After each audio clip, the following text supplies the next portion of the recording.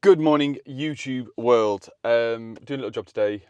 Towel rail, feed, timer, double socket, new double socket. But I brought a few things over the weekend myself, so I've finally given in. We have the Fisher raw plugs.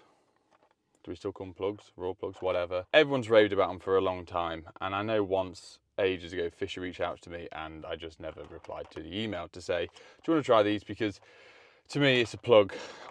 How can it be any better than other ones? And then when I actually did try some, I tried some of Adam's ones that he bought himself. There was a massive difference. They were great. So I brought 4 packets from Amazon, and I think they were like £4.50 each or something like that. So we'll see how that goes. I'll give my honest opinion on them and see if they're any better than the cheaper ones that I've always bought for all these years. Second thing I brought was it's a reaming tool from Milwaukee. I've wanted one for ages, a reaming tool of some sort. It was like £8 off Amazon or something like that. And the last thing, because I've been doing the solar with Matt and I've booked in for another couple of days to do some stuff soon, instead of using my little combi with the socket set in it, I thought, I think it was about £140, and it's the 12 volt thing, whatever, with just the paddle. I don't know if this is the new one or the old one. I got this from ITS, and I actually purchased 2 more things this morning from ITS as well.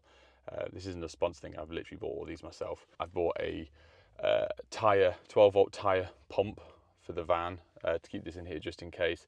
And the other thing was a water extractor thing. I think the pool guy did a video the other week where he literally just sat it in the pool. It's a 12 volt, pressed the button, and it either got hose attachment and empty stuff out, that sort of thing. So I've brought them, so I'll review that and go through this.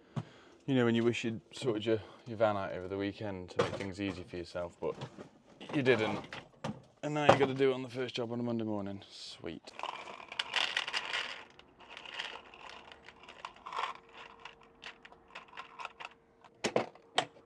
And apparently it's a 6mm bit for them.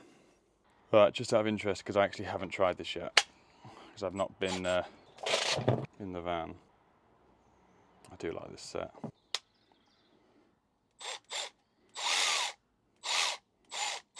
I presume it's meant to make that noise. And so you lock it, it's got a little torch on. That's right. Oh, that's just how you change the direction.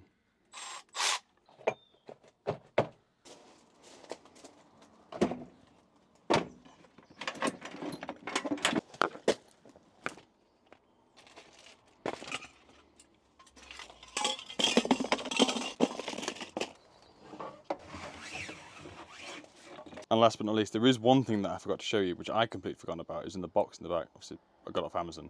It's a pack-out magnetic tray dish. And the only reason I got this is because I was talking to Matt the other day when we took apart all this stuff for the battery storage and all the spare screws and EV chargers that we do, is to have one of these. Ow! Oh, I obviously did it the wrong way. Right, it doesn't clip in, it just holds itself. But to have essentially taken all the little screws and bits out, and I've always got this pack out bit as well, just to put in here, and they're magnetic and they stick and they're delicious. Yeah.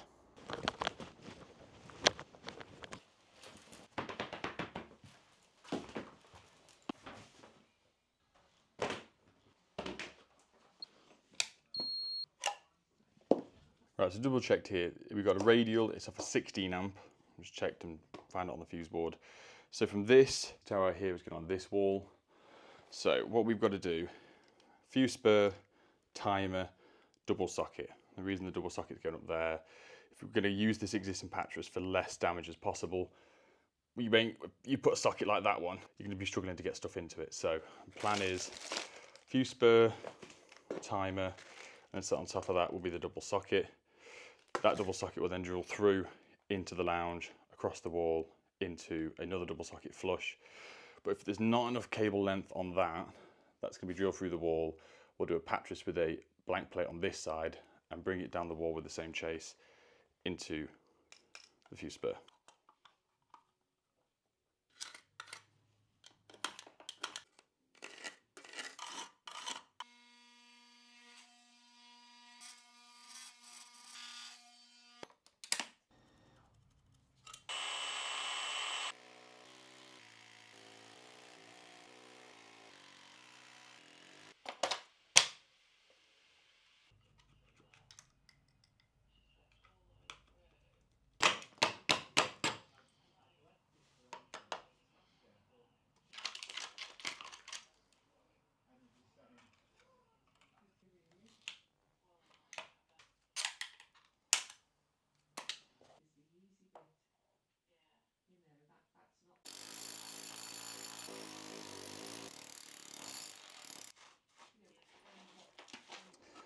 Right, this is where we're at. So you can clearly see that the cable runs down on the left.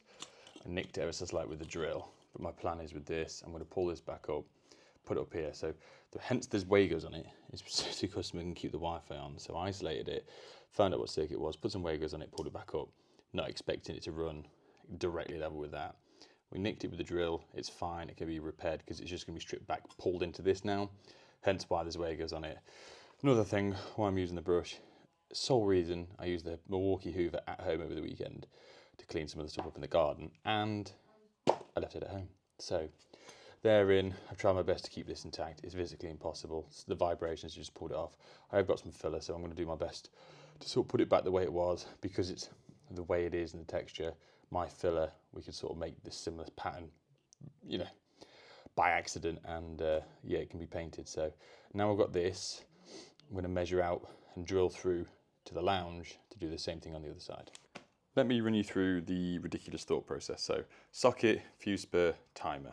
Okay, I'm going to drill that through. I have already marked on the wall just about here, about 24, which is the centre of the sockets in this room.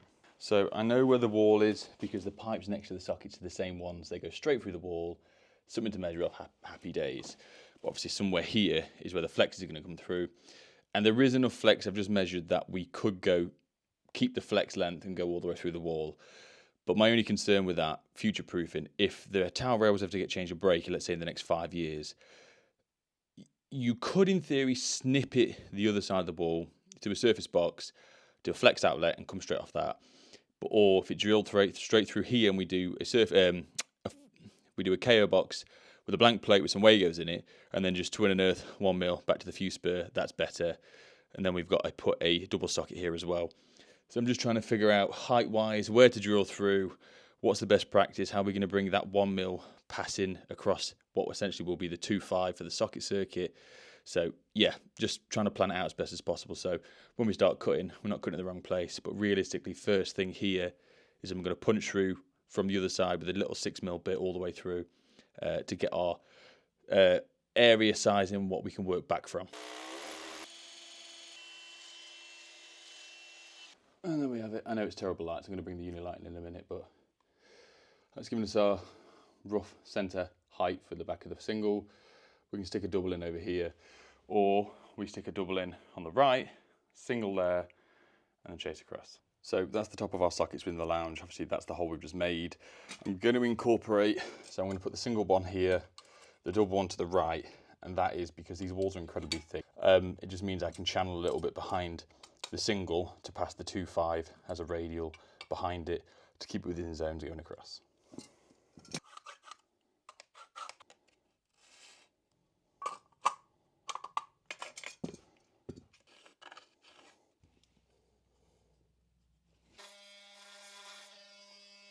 So this is to anyone out there that's getting into the trade.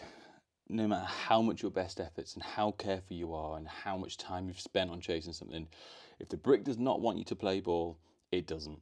It's chipped out. I went around with a multi-tool. I tried to make it as best as we could, and this is the result. We've got a bit more channel back for the other cable to sit behind.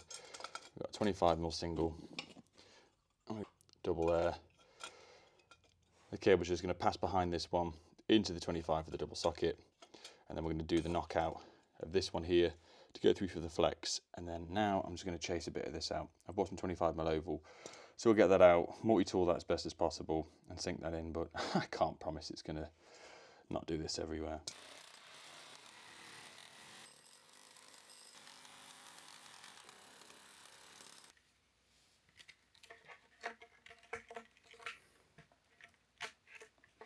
Right, now comes the fun bit of me attempting to drill through an angle down.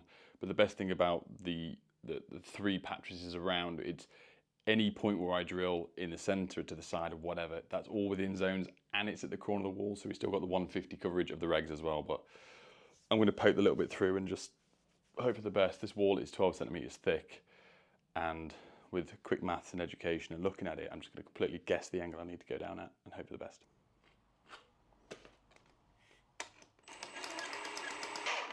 Oh God, let's go and check. I don't know why I'm whispering. Oh my Giddy yard. I think I have to retire, guys. I've not even messed around. Oh, that is... Give me a minute, I'm just going to ring my mum. All right, so I've just chucked the bigger one through. Look at that. Look at that beauty. I'm sorry I have to keep going on about that, but that. So what I was saying earlier is, between this massive square now I've cut out, anything in the centre here is in regs, anything in the centre here is in regs, anything to the left is in regs, anything going this way is in regs, or anything going up.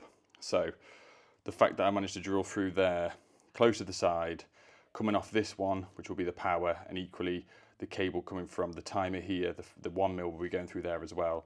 Like, it's just worked out beautifully. I just obviously want to get some filler in there and a little bit, which I brought in, which is there, just to pack it up, just so we can get some stuff on there, because obviously a lot more fell out than I wanted to, but it is what it is.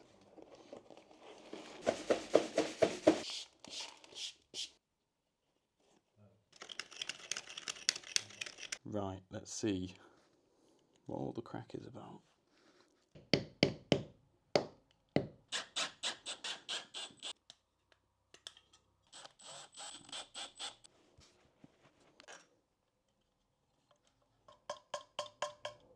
Oh my God, where's all that water come from? That's still in the pipe. Not funny. I miss my Hoover. Vacuum, sorry. Right, we've got the 2.5 into the 1.5. I'm going to pass that through the hole and then keep what we need, snip off this side, put the oval on. I'm going to show you how I'm going to put this in the wall as well, because normally when we use a chaser, you've got either side of the conduit to put a clip round or a band. Here, no, because I wanted to do the least amount of chasing as possible, so I'll show you. Right, so what I've done, in 3 separate spaces, one in the middle, one at the end, one at the other end. Yep, that was good English, Nick. To pinch them down in the corner, because the slot I've cut out is around about 20 mil anyway, if not like 21, 22. It's very tight. I have to put a pencil line where they are.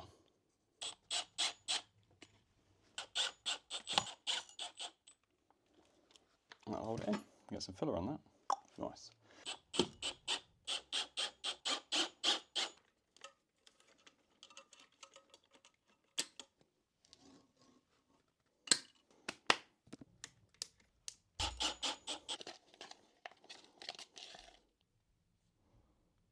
I'm trying.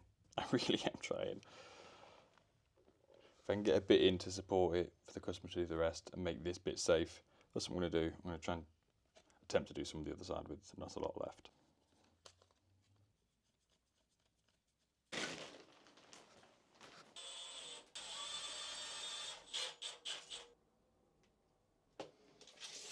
$8 mil, apparently. Fabulous. First time I've ever used it.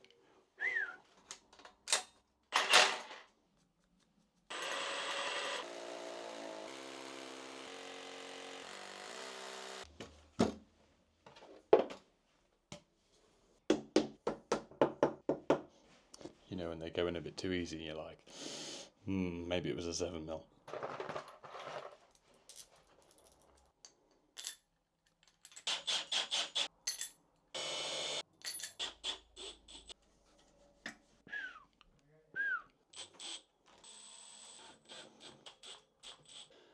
I've just realised little holes in there that I've left on top to put the screws in to pinch it down.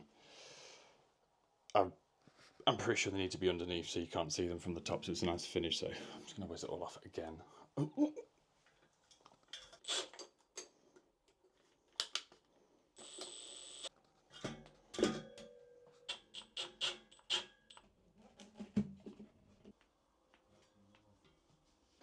It is time.